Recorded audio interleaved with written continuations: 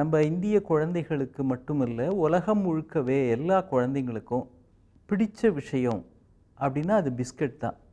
அவங்களுக்கு பிடிக்குதோ இல்லையோ நம்ம அப்பா அம்மா கொடுக்குற விஷயம் பிஸ்கட் தான்.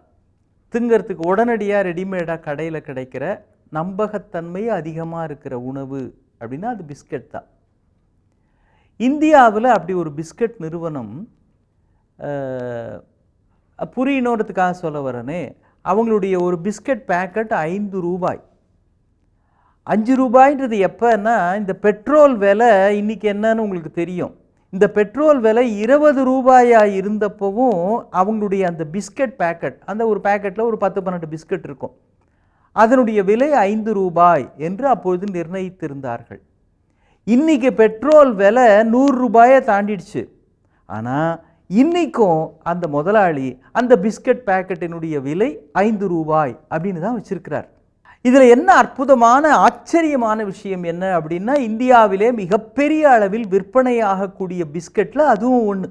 இப்படி சொல்கிறனே, ஒவ்வொரு நாளும் ஒவ்வொரு மணி நேரமும் 4500 பிஸ்கட் பேக்கெட் அந்த நிறுவனத்திற்கு விற்பனையாகிறது இந்தியாவில் மட்டும். இது தவிர ஏற்றுமதி அப்படிங்கிறது வேறு. ஒவ்வொரு நாளும் ஒவ்வொரு மணி நேரமும் 4500 பிஸ்கட் பேக்கெட் விற்பனையாகிறது.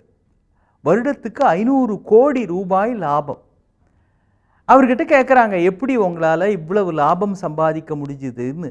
அவர் சொன்ன பதில் இருக்குதே, ரொம்ப அருமையான பதில். அவர் சொன்னார், லாபம் சம்பாதிக்கணுன்றதுக்காக நான் இது நடத்தலை. வயிற்று பசின்றது ரொம்ப கொடுமையான விஷயம். உலகத்திலேயே அது ஒன்று தான். ஏழை பணக்காரன், ஆண் பெண், குழந்தை, பெரியவர்கள், படித்தவர்கள், படிக்க எந்த வேறுபாடு இல்லாமல் 3 மணி நேரத்துக்கு ஒரு தடவை மனிதனை பாடாய்படுத்துவது என்றால் அது இந்த பசி ஒன்றுதான். இதற்கு மிக மிக குறைந்த விலையில் கடைக்கோடி இந்தியனுக்கும் கூட ஏதோ ஒரு வகையில் நம்மால் நிவாரணம் தர முடிகிறது அப்படின்னா, அப்படி ஏதாவது ஒன்று எனக்கு கண்டுபிடிச்சு அதை மக்களுக்கு தந்தால் நல்லா இருக்குமேன்னு நினச்சேன். அதனால தான் மிக குறைந்த விலையில் இந்த பிஸ்கட்டை நான் விற்பனை செய்கிறேன். எந்த இந்தியனும், எந்த இந்திய குழந்தையும், இந்திய பெண்ணும் பசியோடு இருக்கக்கூடாது, அதுக்கு நம்மால் முடிஞ்சதை செய்யணும்னு நான் நினச்சேன். அதனுடைய விளைவு தான் மக்கள் பெரிய அளவில் எனக்கு ஆதரவு கொடுத்துருக்குறாங்க. அதுதான் இந்த லாபமாக இப்பொழுது கிடைத்திருக்கிறது. இதை மீண்டும் அவர்களுக்கு நான் தருவேன். எனக்கு நஷ்டமா லாபமா என்பதை பொறுத்தது அல்ல, அவர்களுக்கு பசி தீருகிறதா இல்லையா என்பதுதான் என்னுடைய ஒரே அளவுகோல்னார். எப்பேற்பட்ட விஷயம்! இனி கூட கடையில் போய் 5 ரூபா பிஸ்கட் வாங்கிட்டாங்க, அதை ஒன்றே தாவாங்க. இதில் என்ன தெரியுங்களா ஆச்சரியம்? அதைத்தான் நம்முடைய வீட்டு செல்ல பிராணிகளும் விரும்பி சாப்பிடுகின்றன. வீட்டில் நாய் பூனைக்கெலாம் போடுங்க, அதுங்க கூட அந்த செல்ல பிராணியை வளர்க்குறவங்களை பொறுத்த வரைக்கும், நான் ஏதோ பிராணின்னு சொல்லிட்டேன், அவங்களுக்கெலாம் அது பிராணியே கிடையாது, அவங்க குடும்பத்தில் ஒத்துறது. அதனால் நாம் சாப்பிட்ற மாதிரியே அதுக்கும் போடுவாங்க. பொதுவாக நாய்க்கு போடுற பிஸ்கட்டு, பூனைக்கு போடுற பிஸ்கட் அதெல்லாம் கிடையாது. ஆனால் இதை அவர்களும் விரும்பி சாப்பிடுகிற காரணத்தினால் தனக்கு இல்லை என்றாலும் தன் வீட்டு செல்ல பிராணிகளுக்கு தர வேண்டும்ன்றதுக்கும் இதுவும் சேர்ந்து விற்பனை ஆகிறது. அவருடைய மனசு பாருங்க, இந்தியாவில் இருக்கிற அத்தனை பேருக்கும் ஏதோ ஒரு வகையில் பசி தீர்றதுக்கு நான் உதவி செய்யணும்னு நினச்சாரே. இந்த அன்பே சிவம் திரைப்படத்தில் வரா மாதிரி அந்த மனசு தான் சார் கடவுள். அதுதான் பெரிய லாபத்தை தந்திருக்கிறது.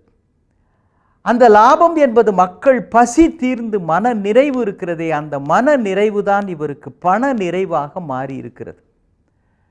சாடியோ மானே அப்படின்னு ஒரு பெரிய கால்பந்தாட்ட வீரர், அவருடைய ஆண்டு வருமானத்தை இப்படி கணக்கிடுறாங்க.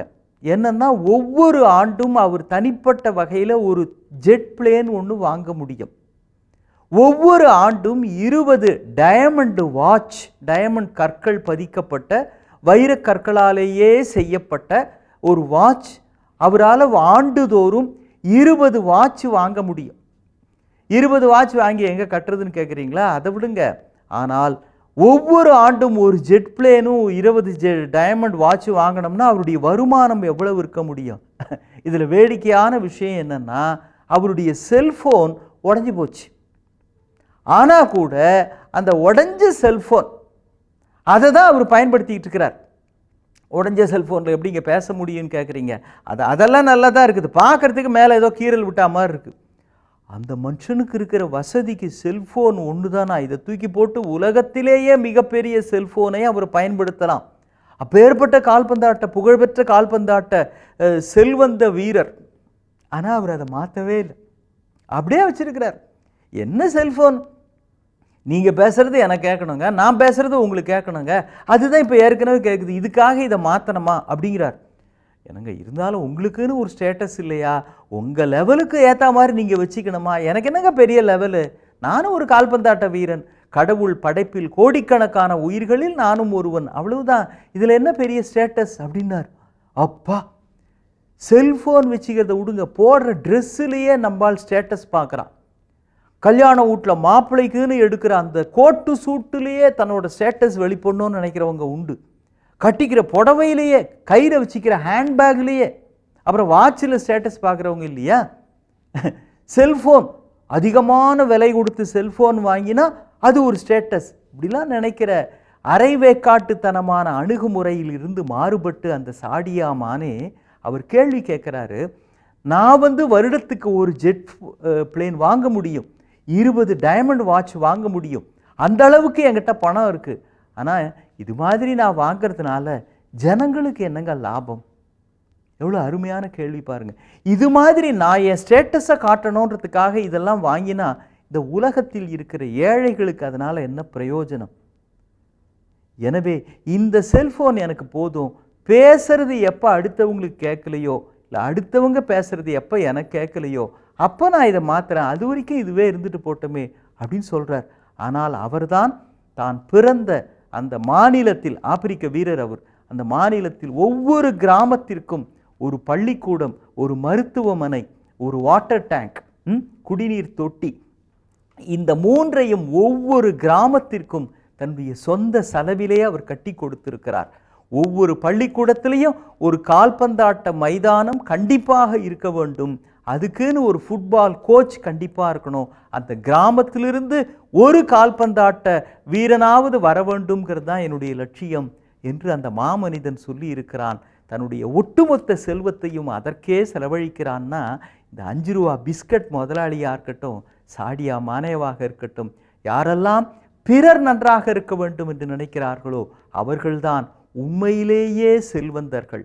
அந்த மனசு தான் சார் கடவுள். மீண்டும் சந்திப்போ. வணக்கம்.